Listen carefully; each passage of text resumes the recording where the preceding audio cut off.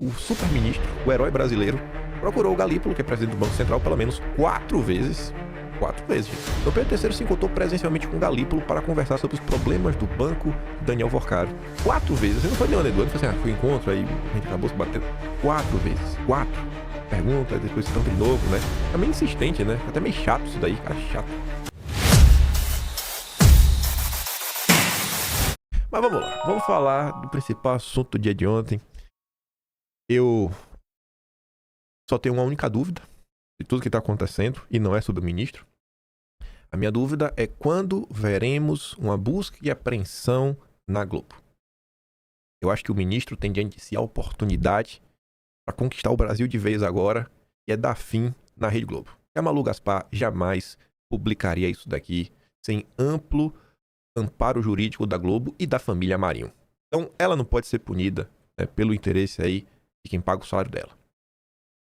Dom Pedro III procurou Galípolo para pedir pelo Master junto ao Banco Central. Tá ali. O super-ministro, o herói brasileiro, procurou o Galípolo, que é presidente do Banco Central, pelo menos 4 vezes. 4 vezes, gente. Para fazer pressão em favor do Banco Master. Ao menos 3 contatos foram por telefone. Mas pelo menos uma vez, Dom Pedro III se encontrou presencialmente com Galípolo para conversar sobre os problemas do banco de Daniel Vorcaro. Imagina aí, 4 vezes. Assim, não foi nem ano do ano, foi assim, foi encontro, aí a gente acabou se batendo. 4 vezes. 4. Pergunta, depois se pergunta de novo, né? Fica meio insistente, né? Fica até meio chato isso daí, cara, chato. Os relatos sobre as conversas foram feitos à equipe do blog por 6 fontes diferentes nas últimas 3 semanas. Uma delas ouviu do próprio ministro sobre o encontro com Galípolo, e as outras 5 souberam dos contatos por integrantes do Banco Central.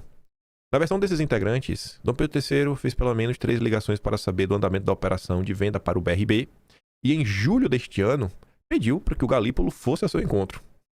Pediu, né? Ele não mandou. Galípolo, chega aí. Imagina falar não. Fala não aí pra ver. Nessa conversa, de acordo com o que o próprio ministro contou ao interlocutor, ele disse que gostava de Vorcaro, eu também gosto, ministro. E repetindo o argumento que o banqueiro usava muito, afirmou que o Master era combatido por estar tomando espaço dos grandes bancos. Eu gosto do Vorcaro também, viu? Ele é bonito, naquele cabelinho de Stock Car. Se eu tivesse cabelo liso, eu não ia ter um cabelo igual ao do Vorcaro. Pediu ainda que o Banco Central aprovasse o negócio com o BRB. Pô, aprova aí, pô. É de boa. Cabelinho Stock Car. E tinha sido anunciado em março, mas estava pendente de autorização da autarquia. Naquele momento, já se sabia em Brasília que havia um racha entre diretores do Banco Central sobre decretar ou não a intervenção no Master. Galípolo então respondeu do Pedro III que os técnicos do Banco Central tinham descoberto as fraudes no repasse de 12,2 bilhões de reais em créditos do Master para o BRB.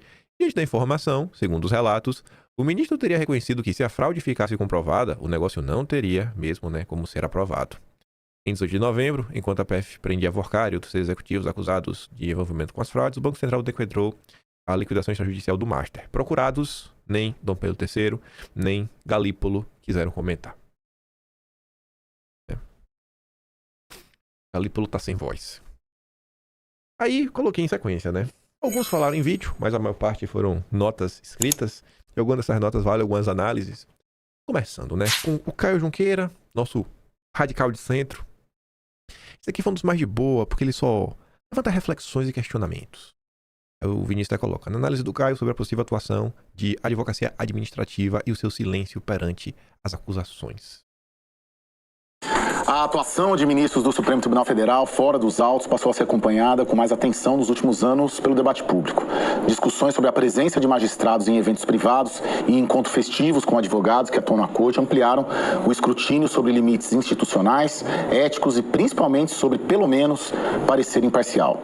Uma revelação hoje do jornal o Globo amplia esse horizonte porque pela primeira vez aparece, ainda no campo das alegações, uma suspeita de possível advocacia administrativa envolvendo o ministro Alexandre de Moraes.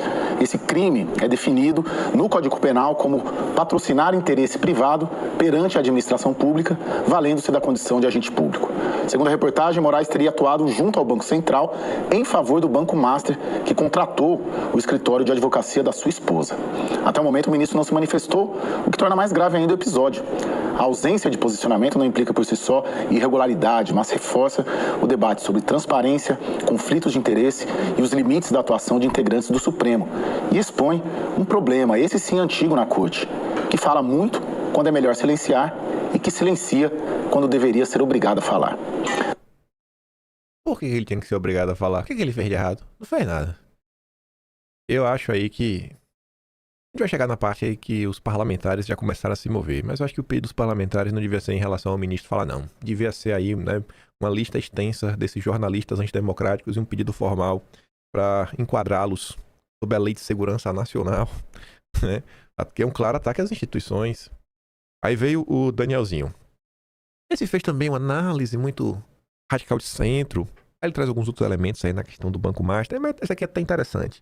Mas ele não cobrou nada. Também não vi defender nenhuma punição, né? Mas tudo bem. A Pâmela até diz, né? A Globo está largando a mão do imperador. Os motivos? Não sabemos. Eu acho que o motivo é essa questão, que você vê que se repete tanto aqui no final, né? Abre brecha para os bolsonaristas, e que também o Ricardinho tá lá, né? Os adeptos, né? Os bolsonaristas ganham mais adeptos, mais apoios, né? E acho que é por isso que estão largando a mão, porque tá ficando cada vez mais insustentável. Vamos ouvir o Daniel. A gente entra na discussão do Código de Conduta que nós tínhamos há pouco. Não me parece que haja um motivo razoável para o ministro do Supremo conversar com o presidente do Banco Central sobre um banco que estava sob investigação. Não há justificativa nenhuma que possa realmente construir algo que seja razoável nesse tipo de comportamento. Então, acho que é super importante a Malu trazer isso a público, justamente como forma de dizer, olha, a sociedade está de olho e esse não é um comportamento que deve se repetir. O Banco Master, ao longo dos últimos dias, nós começamos a observar que ele tinha muitos amigos nas mais diferentes áreas, né? E esses muitos amigos criam ali realmente uma situação de desconforto em relação à decisão do próprio Supremo Tribunal Federal de colocar as investigações com sigilo máximo. Quer dizer, se o Master não tivesse tantos amigos, talvez essa investigação em sigilo máximo não gerasse tanto desconforto na sociedade como tem gerado. Até o TCU, né, na semana passada, que me foge qualquer tipo de compreensão do porquê o TCU se mete nessa discussão, trazendo ali questionamentos em relação ao Banco Central sobre a liquidação que deveria ter acontecido mais tarde, que o Master deveria ter tido mais uma oportunidade, quando todo mundo no mercado se pergunta por que essa liquidação até não aconteceu antes, porque você já tinha ali elementos mais do que suficientes para esse tipo de liquidação. A própria Febraban veio em defesa do Banco Central, o que é algo que eu levei alguns minutos para entender. Peraí, a Febraban está defendendo o Banco Central porque o Banco Central decidiu liquidar um banco. Esse é o Brasil de 2025. E, ao mesmo tempo, o TCU está pedindo informações do Banco Central sobre o porquê liquidou um banco. As coisas não estão fazendo sentido. Tem muita gente se comportando de uma maneira que não deveria se comportar. Isso gera um estranhamento. O Banco Master toca muitos pontos sensíveis nas rodas de poder brasileiras, e isso me parece levar a mais questionamentos e mais necessidade de esclarecimento sobre o que tanto aconteceu ao longo desses últimos meses, o que tanto levou a essas autoridades a ficarem desconfortáveis. E, uma vez mais, fica aqui o pedido, a recomendação de que o Supremo tenha um código de conduta, justamente para que esse tipo de situação não se repita e, consequentemente, o próprio Supremo não tenha sua imagem desgastada. A gente... Não se repita, tá? E se repetir, Daniel, vai fazer o quê? Se repetir, Daniel, vai fazer o quê? Uma das melhores partes, porque ele paga de burro, mas de burro ele não tem nada. Eu não consigo compreender, né? Porque, gente, até a Febraban, que é a Federação dos Bancos, que deveria defender os bancos, não defendeu o Banco Master e sim a decisão do Banco Central. É porque, pequeno Daniel, no Brasil, você fale o que for, né? É aquela história, né? O sujo falando do mal lavado na maior parte do tempo. Os bancos, eles não estavam muito preocupados com riscos endêmicos, sistêmicos, o que quer que seja. Os bancos no Brasil são um monopólio, né? É um oligopólio. E é um clubinho fechado. Qualquer pessoa que tivesse a mínima possibilidade de causar, sei lá, alguma fissurinha, ó, dividir esse mercado, já tem aí, né, todo o repúdio dos nossos amigos banqueiros. A Febraban só tá aí garantindo que realmente a gente vai continuar vivendo sob um oligopólio. Não que o Banco Master, né, tenha algum tipo de meu apreço. Aí vem o Josias, que aí sobe um pouquinho. Agora que a gente começa a subir um pouquinho o tom. Silêncio de Dom Pedro III sobre o Master vai do inconcebível ao intolerável, tá? Deve-se raciocinar sobre o episódio com hipóteses. As mais amplas, as mais específicas. A melhor das hipóteses, à luz do que se sabe até aqui, Dom Pedro III tentou ajudar um banqueiro porque nutria preço. Ok, essa é a melhor das hipóteses, segundo o Josias. Na pior, o ministro meteu-se no negócio cujo destravamento interessava a um cliente da banca advocatícia de sua mulher. Em qualquer hipótese, a notícia expõe uma toga suprema trafegando à margem da lei, tá? Quando você trafega à margem da lei, Josias, o que é que a gente faz? Não há meio termo. O ministro ilumina a cena ou permanecerá pendurado nas manchetes de ponta cabeça, tá? E se ele não esclarecer? Vai ter o quê? Vai fazer o quê? Aí vem a Rosane de Oliveira. Essa foi aquela que teve um problema lá na Rádio Gaúcha. Revelou o salário de uma procuradora aí, 600 mil que ela tinha que pagar. Ministro cruzou a fronteira do aceitável. Tá. E aí? Ele cruzou. E acontece o que quando cruza? Acontece o que quando cruza? Eu não consigo entender. Não consigo. Aí, vai um pouquinho mais. Aqui agora o buraco já afunda bastante. A ponto do Fabiano Lana já dá algumas sugestões de punições. O que era um cochicho começa a crescer. Dom Pedro III pode sofrer uma punição rigorosa? Na manchete, né? Aqui começa... E aí? E aí? Existe o dito popular de que quem cala consente. Mas passam-se os dias e nada do ministro explicar porque sua esposa tinha um contrato com tal banco, o que lhe rendia em tese 3 milhões por mês até chegar a 129 milhões. Nesse caso, nem legal era, mas bastante estranho. Poucos dias depois, Malu Gaspar revela que a esposa deveria defender interesses do banco junto ao Banco Central, porém, por lá, nunca foi vista e nunca apresentou qualquer petição. Na rádio CBN, conversando com o Sandenberg, subiu o sarrafo.